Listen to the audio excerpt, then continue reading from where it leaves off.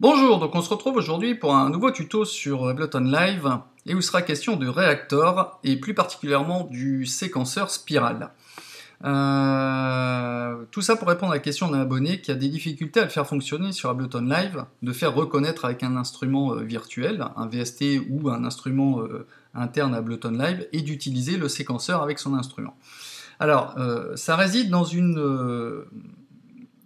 un fait qui est très simple, c'est qu'effectivement, si vous êtes comme moi, pour alléger un peu le disque dur, moi j'ai tendance, je suis sur Mac, à installer que les VST, enfin les audio units, et non pas les VST, de façon à gagner un peu en mémoire. Parce qu'en général, vous avez la possibilité d'installer, pour la majorité des instruments, les audio units et le VST en même temps, et du coup ça alourdit considérablement l'espace du disque dur. Donc moi je l'installe qu'en audio unit, chose que j'ai faite sur Reaktor, et effectivement j'ai essayé d'utiliser Spiral uniquement avec l'audio unit, et il n'y a pas moyen.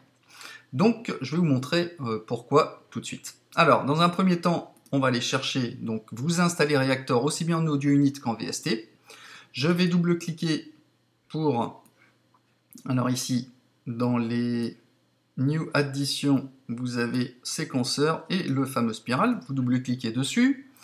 Vous vérifiez ici dans le routage les connexions que vous êtes bien dans les From External Device sur le plugin.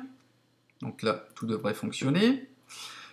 Pour ma deuxième piste qui va jouer justement les séquences, je vais sélectionner un instrument. Je vais prendre un opérateur par exemple avec un lead. On va prendre celui-ci, on va baisser le volume. Vous faites apparaître le I.O. pour marquer les entrées-sorties. Qu'est-ce qu'on va faire? On veut que l'instrument ici qui va jouer, on veut qu'il reçoive les notes établies par Reaktor, donc ici Spiral. Donc je vais aller chercher From Reaktor 5, là où j'ai mon Spiral. Et ici, vous avez PostFX, Pré, Post et Reaktor 5, chose que vous n'avez pas sur l'audio unit. Donc effectivement, c'est un peu embêtant parce que ça vous empêchera de faire fonctionner le séquenceur. Donc je clique, et là, il n'y a plus qu'à faire play. On va aller chercher une séquence un peu mieux.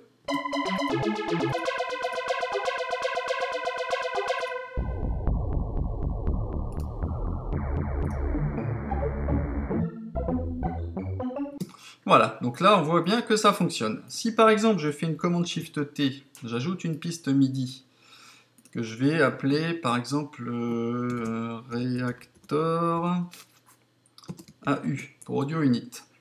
Je vais aller sélectionner l'audio unit donc dans les natives instruments, Reaktor, hop, voilà. Je double-clique sur Spiral. Pareil.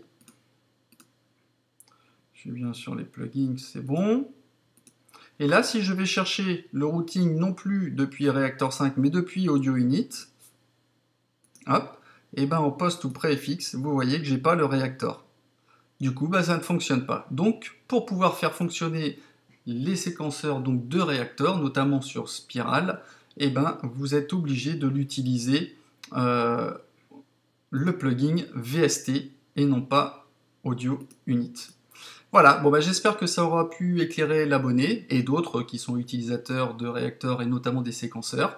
Donc voilà, n'hésitez pas à me laisser des commentaires et je vous dis à bientôt pour de nouveaux tutos. Allez, ciao!